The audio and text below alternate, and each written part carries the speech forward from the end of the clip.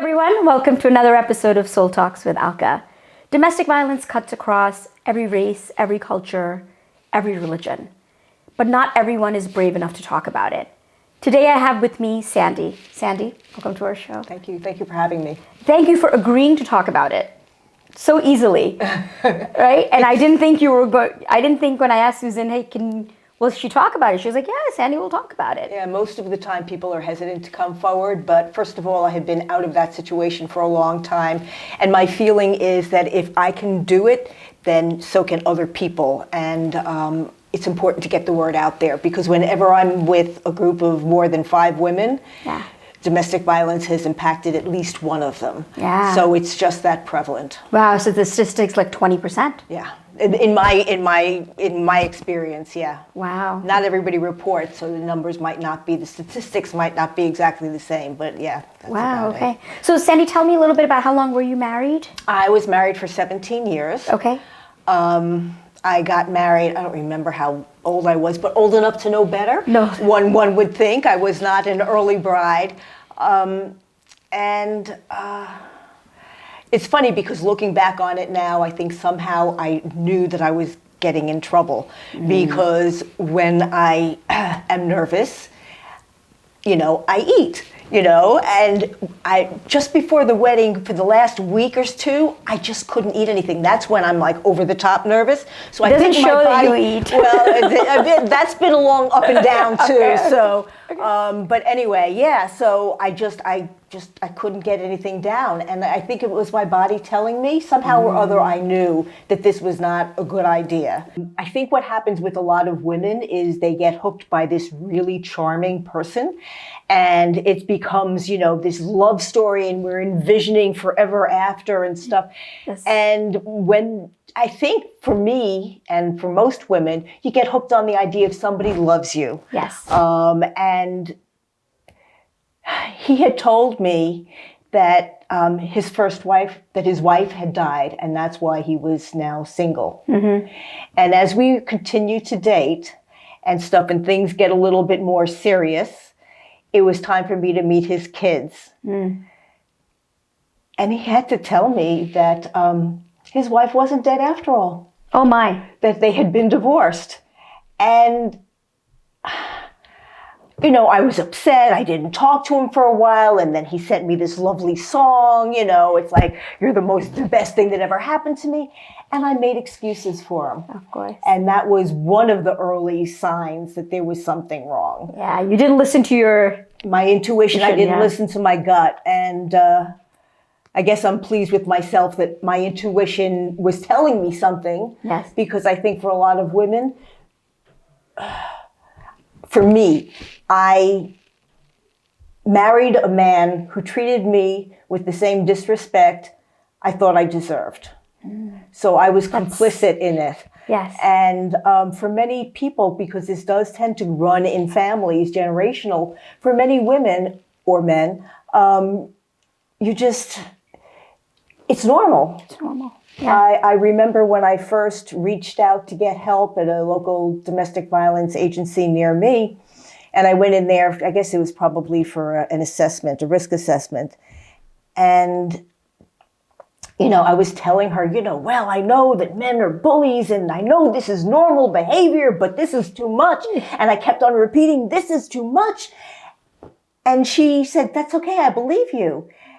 And I had to repeat myself because nobody believed me. I was not believable. So I repeated myself. Anyway, I walked out of there, and I remember thinking to myself, oh my God, what a chump she is, because she believes me and she takes my word for things. I mean, that's how twisted my world was at that point. But I was desperate for help. And so I decided to continue with them, even though I thought, that she was not sufficiently distrustful of me. Right. But when did your abuse start in marriage? Okay, the abuse started before we were married. Okay, it was verbal and emotional abuse, but it wasn't so bad. I remember also thinking that we got married, and on our honeymoon, suddenly he was referring to me as his wife, but there was something in the way he said it that it was like my shoe. my bathrobe, I felt like I was his property. And I don't know, later on I come to realize that is part of it, that we're treated like property. But back then it was just, again, my intuition, and it was just spooky. Yeah. And actually I was disturbed through much of my very beautiful honeymoon. It was just weird. Wow. But anyway, so the abuse, it just escalated and escalated, as abuse does. Yes. To be honest, I did not get beat up. Okay. But but there's not only, violence is not the only type of abuse. No, it's not. There is verbal, there's emotional, there's physical, there's financial. Right. And really they all go together. Yeah. You don't have physical abuse without the emotional and other abuse too. I mean, it all goes hand in hand. Right. So we had a couple of scuffles towards the end, but he didn't.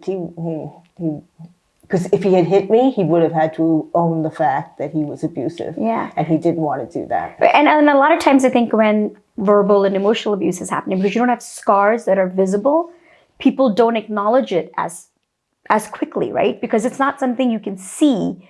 It's something that happens little by little by little. It's kind of like it cuts you down. You have done your homework. Good for you. It's really nice to talk to somebody who gets it. And that's exactly right. It erodes. And it's also one of the reasons why women stay, because they've been told, first of all, I married my Prince Charming, so I thought. If he thought I was nothing, if he thought I wasn't worth anything, how low is it? I mean, this is the man who knows me best, the man who I trust. And if he thinks I'm an idiot, if he thinks I'm stupid or ugly, then what does that say? Yeah. I've heard lines the women have said to me, lines like, nobody else will love you. Who else would love you? You'd be nothing without me. I got variations on that one. It's just debilitating. It is. And towards, as time went on, just towards the end, it had gotten so bad that everything I said was wrong. So there was really no point in my saying anything. So I just stopped talking. And looking back on it now, I don't remember when I stopped laughing. I didn't think anything of it when I stopped smiling. And then I couldn't maintain eye contact with anybody. And so it was slowly taking over me. And then after a while, I just stopped talking. And I remember going to a supermarket once, and I needed to get something from the butcher department. And I opened my mouth to ask for something, and it's like this noise kind of engulfed my head. And I realized after a few stunned seconds that it was the sound of my own voice, that I had just shut down so completely that I was startled by my own voice. Wow. So it was bad. And because of that, some ways I feel like I had it easy because I didn't have any children that I had to protect and move around and keep safe. Yeah, that definitely complicates it. It definitely complicates it. And because I didn't have the fear of my life kind of,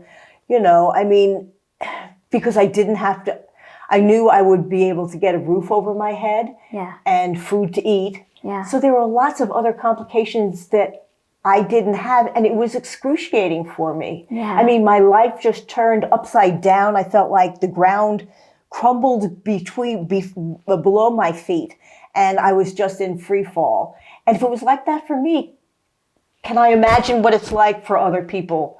Yeah. So I have been dedicated to doing what I can to, number one, getting the word out, because victims, survivors of domestic violence have nothing to be ashamed of. It was their partner's bad behavior, and yet we carry the shame, as if it's ours. And every time I stand up and I say I'm a survivor, I'm saying, the shame's on you. My only problem was that I wanted to love you and to be loved. And that is it. The rest of it is on you. Yes. And that kind of shift has to happen if you're going to get out of it. Yeah. When did you realize, okay, you know what, enough.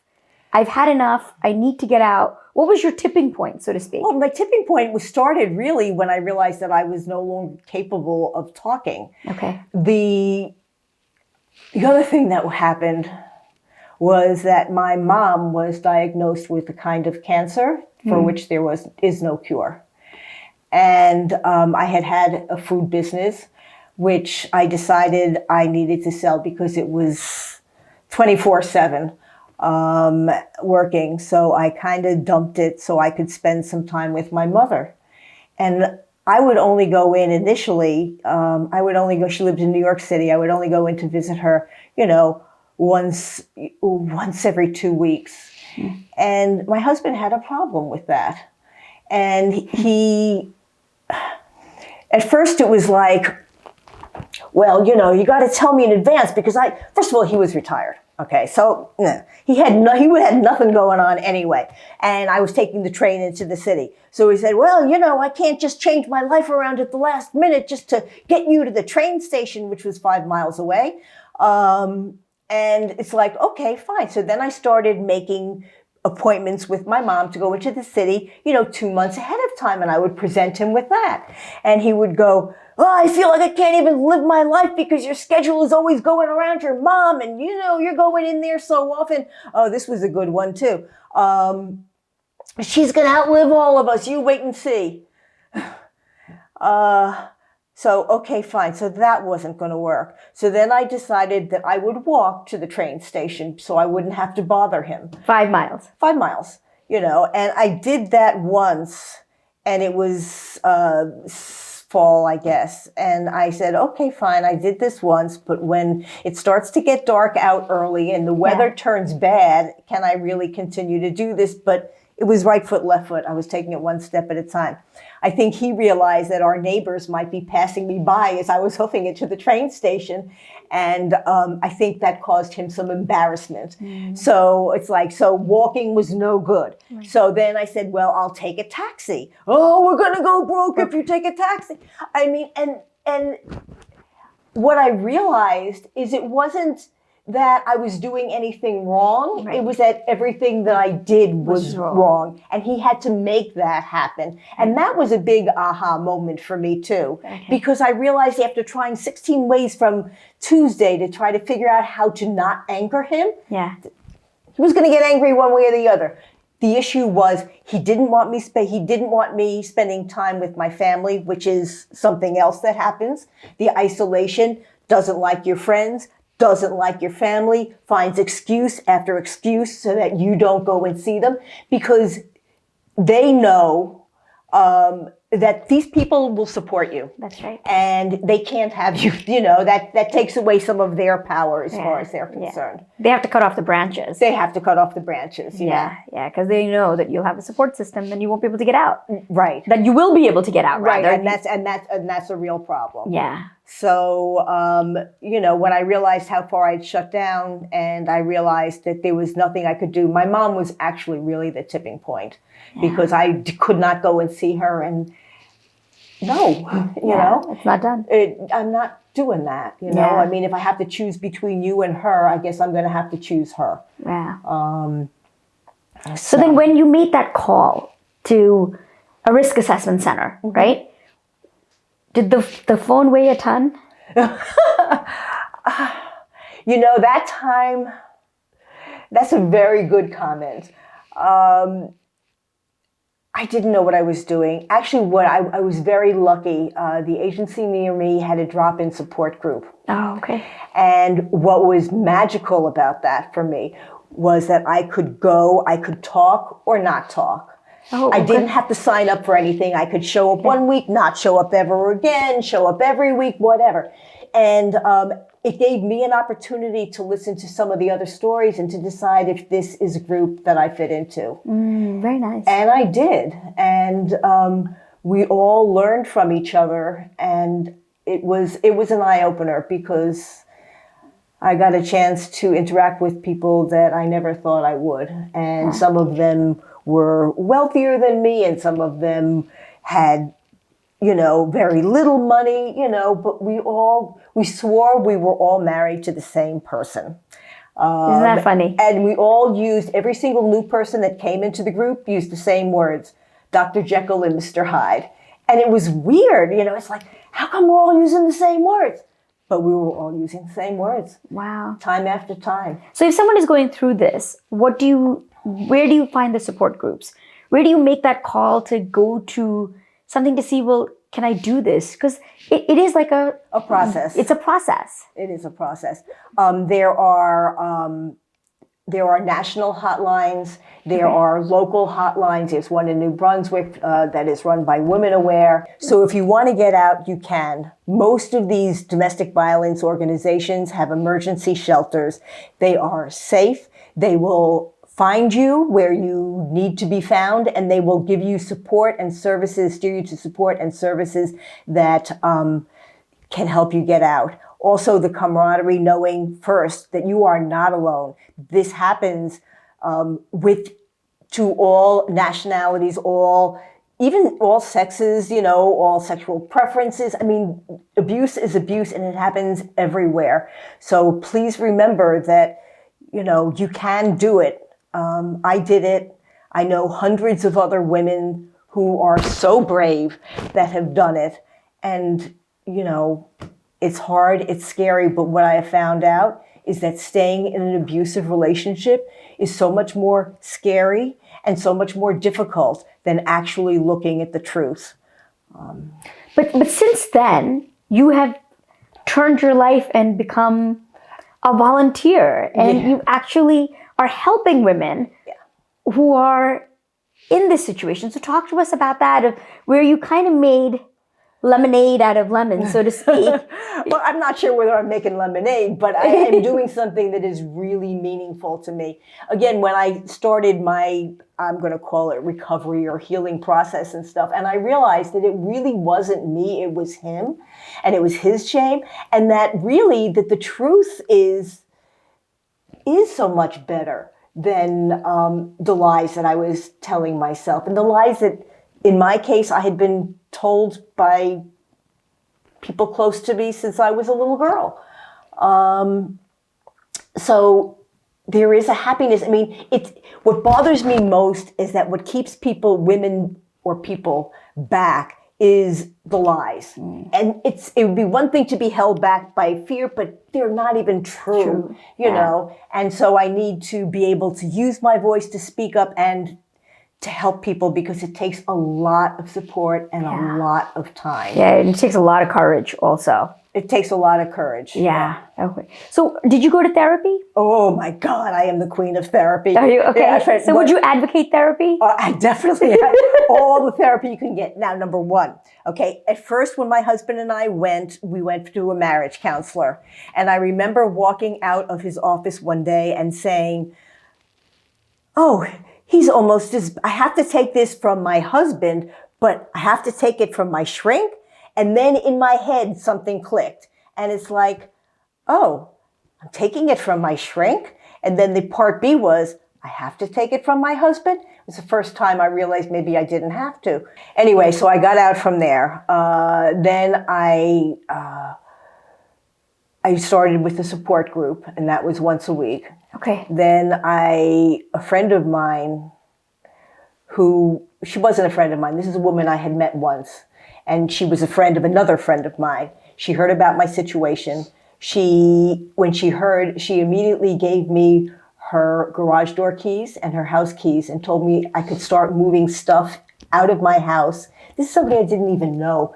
But she understood what I had gone through because she had gone through it as well. Yeah. And she gave me the name of a really good therapist that I saw once or twice a week. So it was like 3 times in physical, kind of that. Plus there was a TV show on at the time, really old show, really good show, called Starting Over. It was about women in crisis and getting their lives back together. And that was on Monday through Friday. So I was on my treadmill Monday through Friday, glued to this thing. A lot of Oprah Winfrey I watched as well. So I mean, it was, and self-help books, it was total immersion. Yeah. Because what I also found out that I hadn't been aware of is when I came out and started to call my relationship what it in fact was, I found out that every single one of my girlfriends had been beaten up. at some point by a partner. Wow. 100%. And that struck me as odd because I know 100% of women do not get beat up. Right. And so I was at a quest to figure out exactly why is it that I surrounded myself with women who had been through the same thing back then. Oh, so you were attracting that type of friendships. I was attracting that kind of friendships with women, and I'm quite sure I was attracting that kind of relationships with men too. Yeah. There's a story that I made this up. It's not true, but I imagine two people, a man and a woman, and they're both heading down a grocery aisle, with carts. And you know how sometimes you turn the at the same time, and you almost bump into each other, but you don't. Anyway, in my fantasy meeting, the woman goes, "Oh, I'm sorry," and the man goes, "Oh, that's okay." And in that moment, she has apologized for something that was not her fault. Yeah. And he had accepted her apology for something that was not her fault. So in that moment, something so small. So subtle. So subtle. Yeah. A balance, a power imbalance has been created. I mean, and acknowledged. So it's out there. Something else I do now that I didn't do then is I am very careful about using the word "I'm sorry." I use the word "excuse me" a lot because I am no longer going to apologize for things that are not my fault. Right. If I step on your toes, I am sorry. If I almost bump into you, excuse me. So. Yeah, but this is all working on yourself. Yes, it is. And so it's okay to work on yourself. Yes, and it's a lifelong process. I am in a healthy relationship now. And at one point I had envisioned my therapist walking me down the aisle, so as we get married, and she would give me away because in my feeling she had given birth to me. And so how long did it take you to find that healthy relationship? Oh, forever. Okay, so when I got out of my relationship and started living alone, I was really male phobic. I was just afraid of all men. Even my girlfriends' husbands who were nice. Yeah. I was just freaked out by them. Anyway, I went back to one of the things that I loved doing when I was a little kid, when I was young, which was dancing and ballroom dancing. Oh. So I started going ballroom dancing, and it was perfect for me because my interaction was, I could dance with somebody once, and then we switched partners. Yeah. And I didn't really have to interact. It was just, there. Eventually, there was one guy, and he asked me to dance. And after we finished one dance, he held my hand till we got to the next dance. And that freaked me out. I was like, eh. So, I saw him. We always seemed to frequent a lot of the same dances. And it was like, I just put my head down. I want nothing to do with him. Anyway, after probably about a year or so of running into him, I decided he was probably okay and I could talk to him a little bit. And I wound up going to a dance where they said you didn't need a partner. And they lied. So I got there and they were all couples and I was by myself. And so I called him and I said, "Look, I'm here by myself. Would you come and dance with me?" And so he did. And I didn't think anything of it because I was just asking for a dancing partner. But I realized afterwards he was thinking of it as a date. So. But you didn't think it was a date? I didn't think it was a date. It's like, hey, I'm stuck here, dance with me, Anyway, so we dated for a while and eventually decided to move in together. And, well, that's I don't have to get married. I'm not going to have children anymore. Yeah. Now you can do all the ballroom dancing you want. I can. But it's interesting how, as it turns out, not surprisingly, he also was married to an abusive spouse. His wife was abusive. Wow. And I totally believe that was part of the connection. I must have felt that because prior to that, I was only interested in bad boys. And we both, it's always a dance, and so we both tried to recreate, I know I did, the bad things that I had seen before because that's what I was expecting in a relationship. Yeah. And I go to my shrink and I'm going, oh, you know what he did? And she goes, does that sound like Jim? And I'm going, no, and it's like, she kind of, but I was dead set on making him into this person this mean guy. And really, he was doing the same with me too. Yeah. And we had been together for, close to 20 years now. Wow. I know. And honestly, COVID has been good for our relationship. I just decided, what's important, and I let my guard down and I trusted him. But for all of those years, and for at least 10 years, I was angry at him all the time because I thought he was trying to diminish me. But he wasn't trying to diminish me. He just needed to concentrate on himself. Yeah. It wasn't against me. It was for himself. Yeah. So it's a long road. But I will tell you, it started with, the sky was clouded up. And then every now and then I would see a glimpse of blue sky. And then it would cloud up again. But the glimpses of blue sky became more and more frequent and more prolonged slowly. Okay. And it's a long journey, but it's so worth it. Yeah. It's so worth it because all of those lies that I was holding on to. Yeah.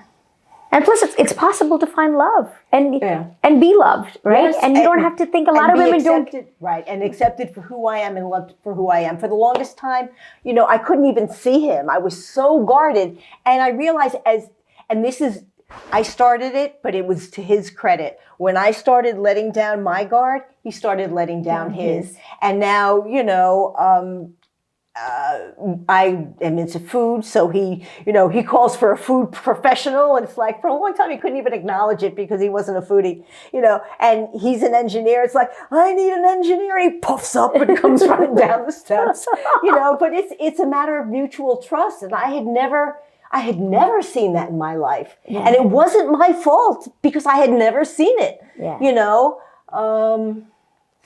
But it's possible. But it is possible. Yeah. It is possible. Yeah, so for all the women out there who don't know, once, I think it's to recognize that you're in a bad relationship, right? That's a huge thing. That's number one. Mm-hmm. Right? But what is your advice to kind of give them a step-by-step guideline to get out of it and then, of course, get yourself healed to find that love? I think that's important for everyone to know, because when you're in that cloud, you don't know what to do to see the blue sky. Right. I say, set mini goals. Number one, call up a domestic violence agency. Just call them up. Just find out what they're about. Don't have to do anything else. And then think about it for a while. And then if you're ready, or when you're ready, take the next step.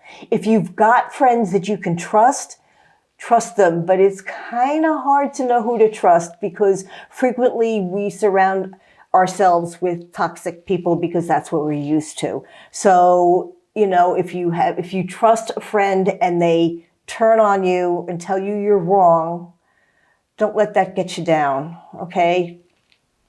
It's not about you, it's about them. And families can be like that too. So, again, I was lucky.